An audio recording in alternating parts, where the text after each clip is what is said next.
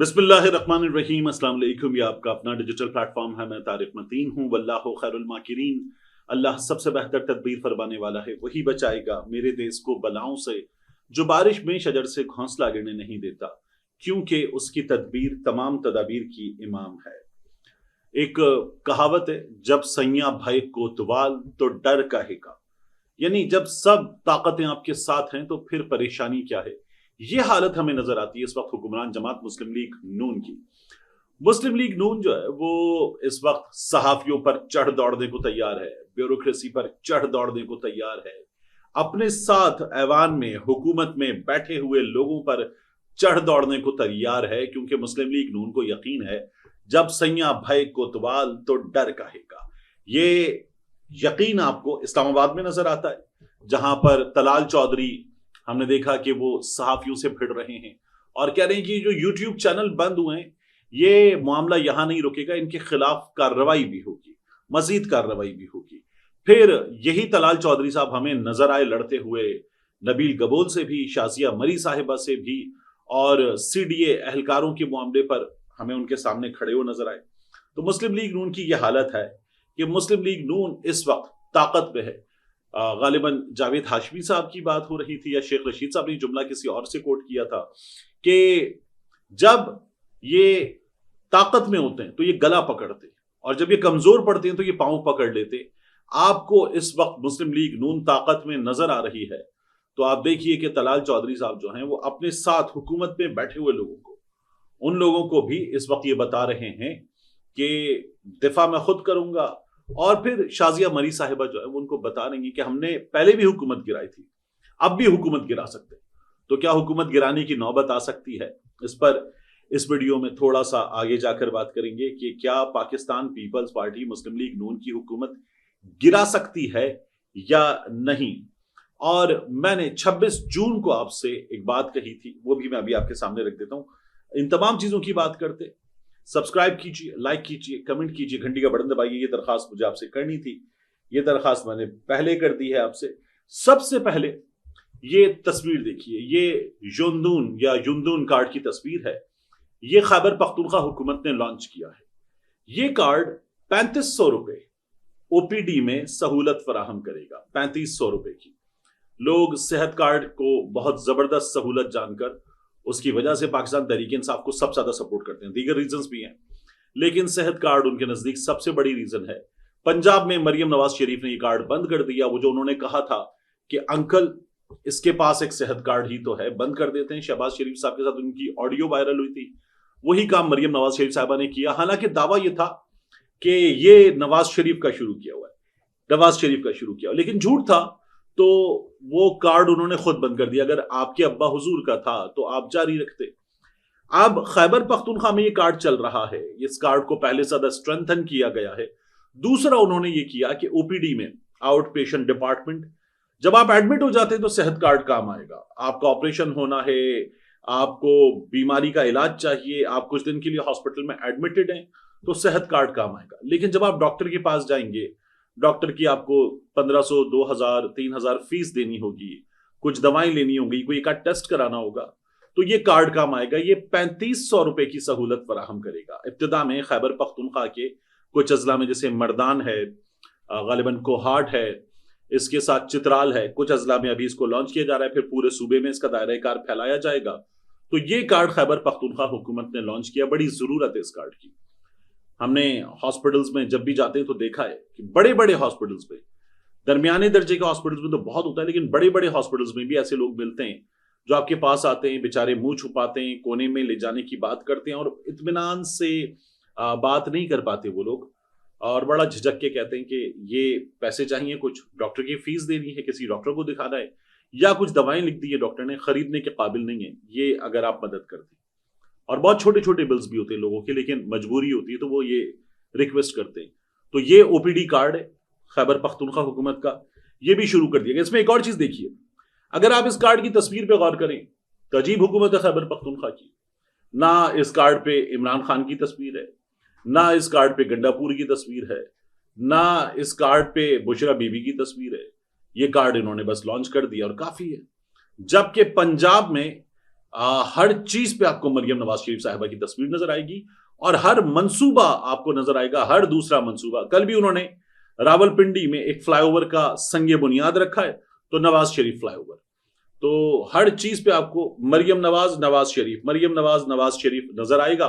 اور یہاں پر آپ دیکھیے خیبر پختونخوا میں جو عمران خان نے کہا تھا وہی کر کے دکھا رہی ہے خیبر پختونخوا حکومت.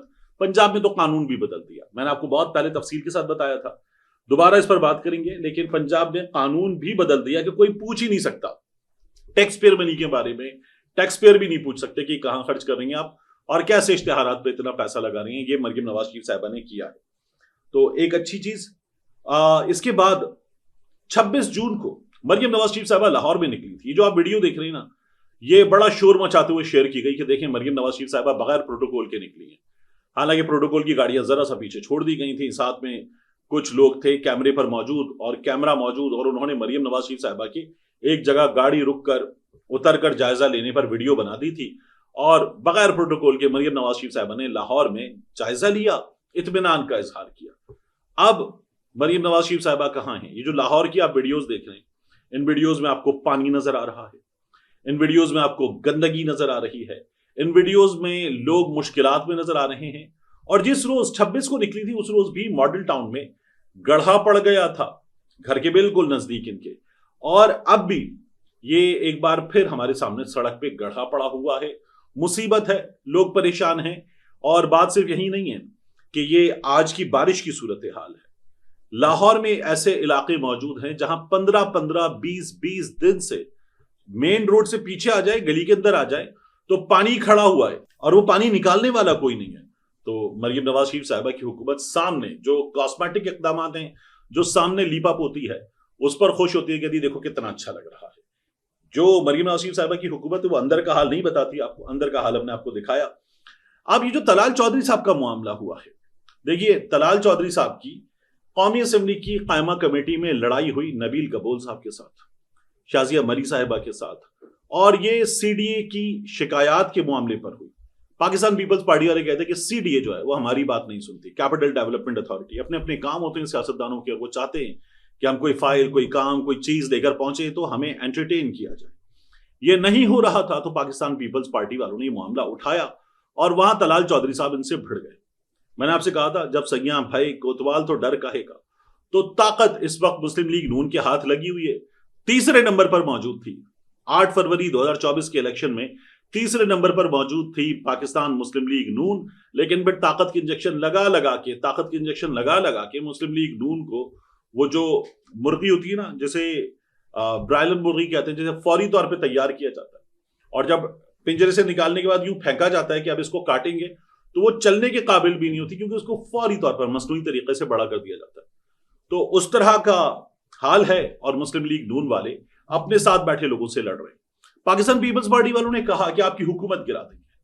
کیا پاکستان پیپلز پارٹی ان کی حکومت گرا سکتی ہے؟ تو جواب ہے نہیں گرا سکتی. اس لیے کہ جو میں آپ سے کہتا طاقت کی انجیکشن لگا کے ابھی بھی ان کو جو نمبرز دیے گئے ہیں مخصوص نشستوں کی صورت میں بھی، تو 2/3 تو اس پورے اتحاد کو جس کو ایلفی لگا کے جوڑا گیا ہے ان کو مل گیا ہے. لیکن سمپل میجورٹی مل گئی ہے مسلم لیگ نون کو. سمپل میجورٹی ملنے کا مطلب یہ ہے کہ اب پیپلز پارٹی والی بیساکھی اگر ساتھ نہ بھی ہو تو مسلم لیگ نون کھڑی رہ سکتی ہے. اور وہ جو مسلم لیگ نون کو یہاں پر کھڑا رکھنا چاہتے ہیں انہوں نے یہ انجیکشن مزید لگا دیے ہیں اور مسلم لیگ نون اب پاکستان پیپلز پارٹی کی محتاج نہیں. یہ ہمارے یہاں کیا جاتا ہے، کوئی بھی حکومت اس جگہ تک پہنچے، اس جگہ تک کہ اس حکومت کو کسی کے سہارے کی ضرورت نہ رہے، یہ نہیں ہونے دیا جاتا. عمران خان صاحب کی 2018 کے الیکشن میں سیٹیں زیادہ بن رہی تھی، جو کہا تھا نا آر ٹی ایس بیٹھا والی بات عمران خان کے خلاف استعمال کی جاتی ہے. لیکن ایک بار پھر ذرا یہ تصویر دیکھیے. اس تصویر میں سما ٹی وی 2018 میں الیکشن کی رات پوچھ رہا تھا نتائج کیوں نہیں آ رہے، کیوں رک گئے ہیں رزلٹ. اور اب اگر آپ اس تصویر کے نیچے جہاں میں آپ کو نمبر ایک ایک کر کے دکھا رہا ہوں غور کریں تو پاکستان تحریک انصاف کا نمبر جو ہے وہ آپ کو کتنا اوپر نظر آ رہا ہے اور مسلم لیگ نون 40 کے آس پاس ہے. یہ وہ مرحلہ تھا جہاں آر ٹی ایس بیٹھا، یہ وہ مرحلہ تھا جہاں ایک وفاقی وزیر نے ایک آرمی چیف کو فون کر کے کہا تھا کہ میں ہار رہا ہوں اور انہوں نے کہا تھا آپ بے فکر ہو جائیں, ڈونٹ یو وری, اور پھر اس کے بعد وہ جیت گئے تھے.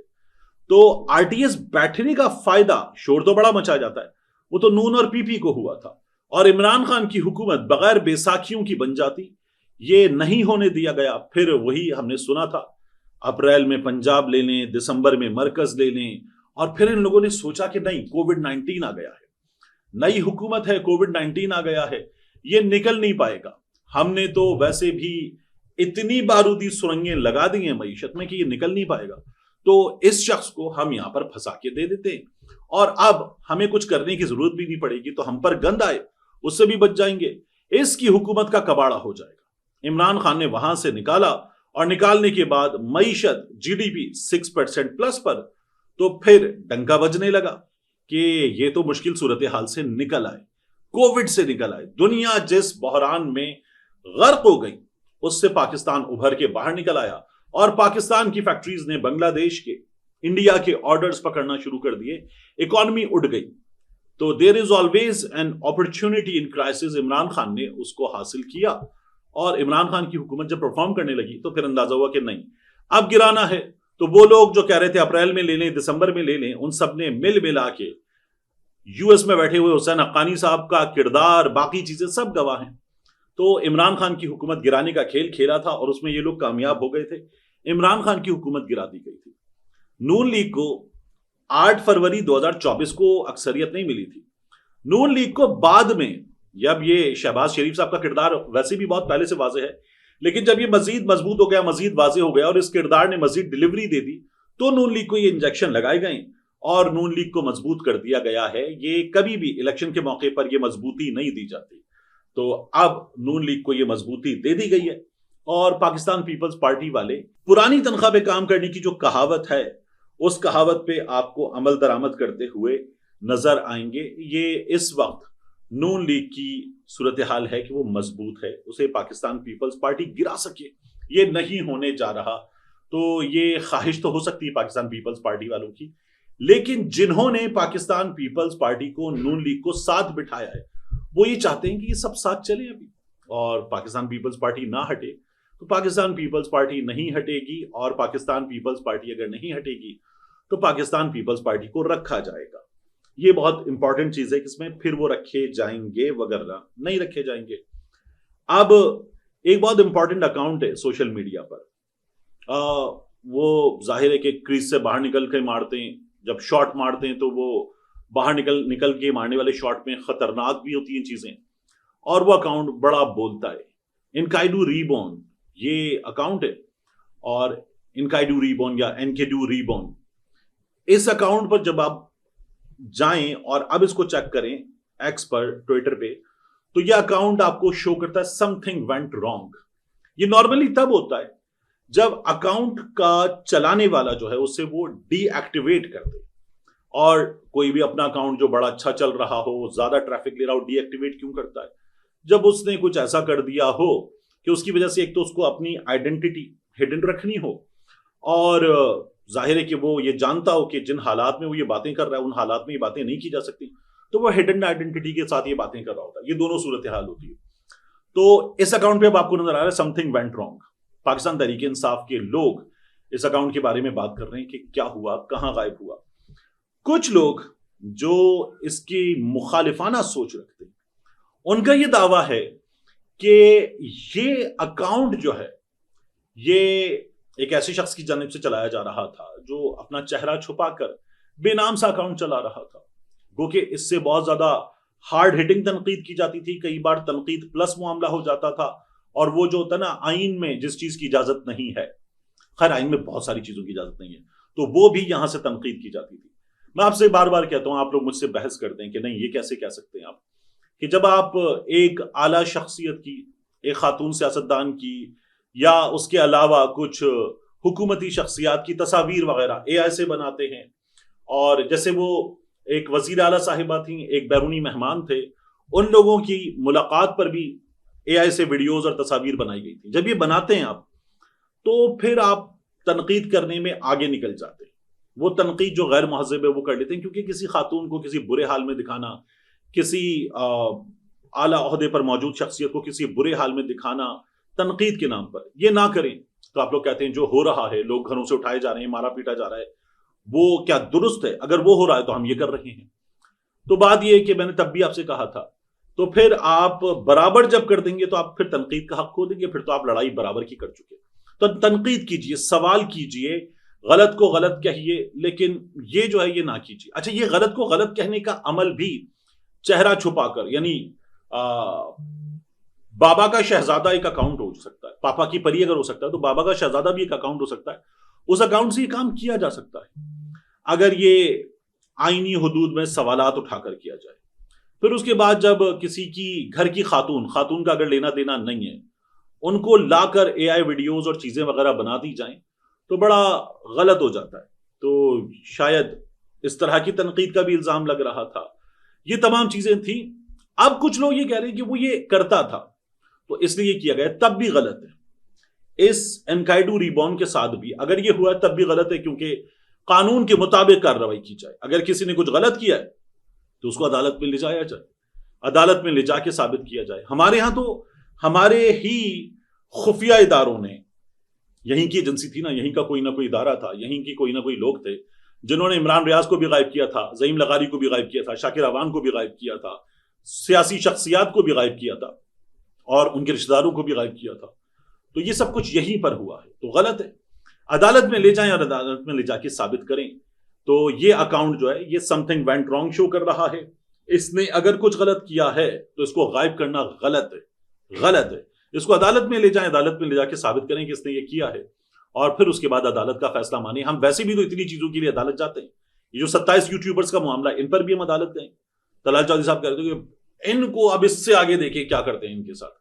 تو جب آپ کو یہ سب کچھ بھی کرنا ہے اور عدالت کے ذریعے کرنا ہے تو ان لوگوں کے ساتھ بھی عدالت کے ذریعے نپٹیں، اور پھر اس کے بعد دیکھیں کہ کیا بنتا ہے. کیونکہ پھر ان کے پاس اعلیٰ عدالت تک جانے کا، اس کو فائٹ کرنے کا ایک موقع ہوگا. دوسرا، آپ کے پاس فیس سیونگ کا بھی ایک موقع ہوگا. لیکن ہمارے ہاں شاید حکام کو یہ بات سمجھ میں نہیں آ رہی ہے، بالکل نہیں آ رہی ہے. آخری چیز، سمر بلوٹ صاحبہ یہ شہباز شریف صاحب سے ملاقات کے بعد مسلم لیگ نون میں شرکت اختیار کر گئی ہیں.